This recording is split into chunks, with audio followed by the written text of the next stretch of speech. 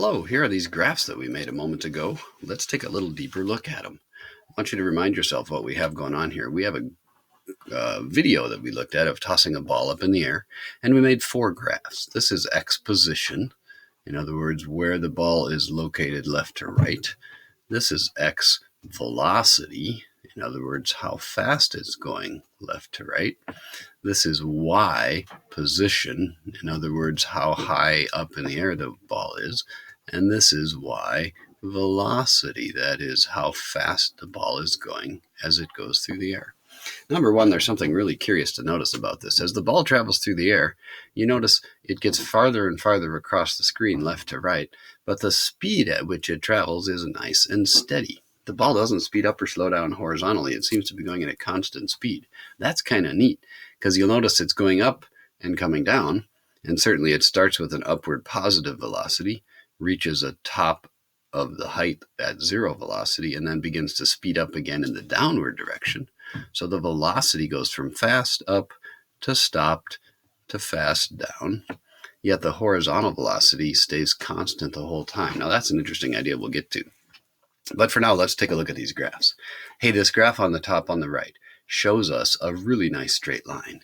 And if we're in math class, we know how to deal with that. That's y, that wasn't a y. That's y equals mx plus b. But in this case, let's put some meaning to this graph, because instead of y, we can talk about what we've got going on here. We have the y value is the x distance. It's the distance in the x direction, yes? D for distance, x for left to right at the beginning. I'm sorry, at the end. Distance x at the end is what's represented by the graph. M stands for slope. Hey, the rise of this graph, the rise is the change in position. The run is the change in time. Change in position over change in time, well, that's the slope. Hey, we know that. That is the velocity. The slope of the graph is velocity. So m is the velocity in the x direction, and the x value is time. So really this graph says the position horizontally is the velocity times the time. Hey, that's our old friend. That's nothing new. That's just our velocity equation. Now, if you want to add the plus b, you can, but you'll notice the y-intercept on this graph happens to be 0 because it starts at the origin. So one of our tools that becomes super useful is right here. Distance horizontal is just velocity horizontal times time. That's a great useful tool for dealing with projectiles. Now let's do that again, but let's take a look at the second graph, the horizontal velocity graph.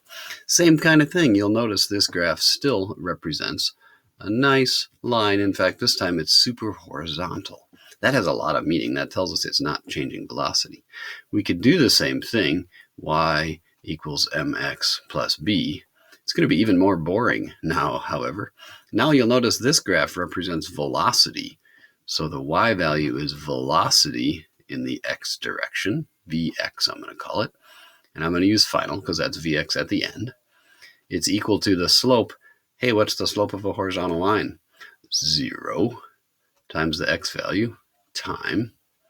Oh, that term goes away. Plus, what's the beginnings? Well, the beginning intercept, or the y-intercept, is the velocity x at the beginning.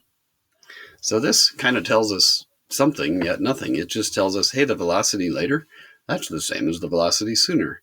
In other words, there's no horizontal acceleration, so the horizontal velocity is constant.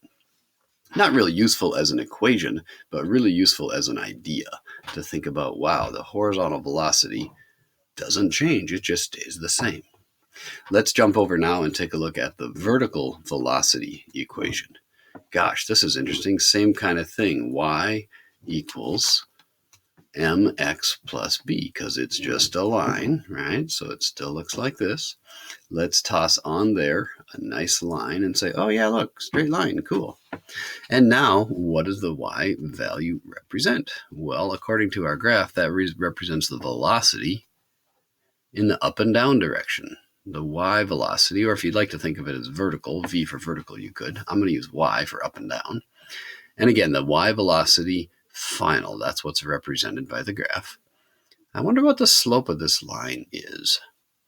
Gosh, if we take the change in the vertical information on the graph, that's the change in velocity, and we divide it by the horizontal change, the change in time. Oh yeah, delta V over delta T, change in velocity over change in time. That's acceleration.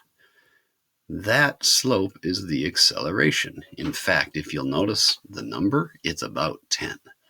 I think you might remember why it's about 10, isn't it?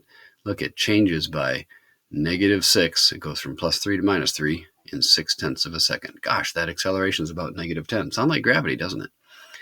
Okay, the value on the x-axis, that's time. So I'm going to put a t in here. And what about the y-intercept? Well, it's clearly not 0, but let's give it a name. What does this tell us? Well, that's the velocity y. Wow, that doesn't look like a y. Velocity y initial. That is the velocity y at the beginning. This tool also super useful.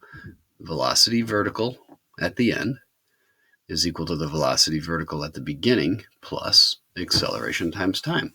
In other words, the speed later, it's the speed at the beginning plus however much it changes. It's really the same thing as over here, except this part was 0. I'm not going to walk you through how we come up with the equation for the top graph, but I am going to tell you what it is because it's going to be useful. We're going to use an equation that looks like this. I can show you if you really want to know. Please ask. But the distance that something falls in the vertical direction, we're going to use the equation that looks like 1/2 AT squared. Now, it turns out that only works in certain conditions. It only works if we start from 0, so we're only really going to use it for this second part of the graph, and we'll get to that eventually as we work together. But what I want you to see out of these tools is that we have a couple of things we can use. Again, we have a distance horizontal equation is just velocity times time. We have the recognition that the horizontal velocity doesn't change. We have a vertical velocity equation that says vertical velocity final is vertical velocity initial plus AT. And we have a vertical position equation if we start from a place that we call 0 velocity. These 4 tools are going to be helpful. I'd like you to use the assignment today to simply capture those equations, get them recorded, get them thought about, and then tomorrow I'll help you to use these to begin to solve a few physics problems. Thanks for your attention. Come on along. You can always rewind and think about that again. Thanks, folks.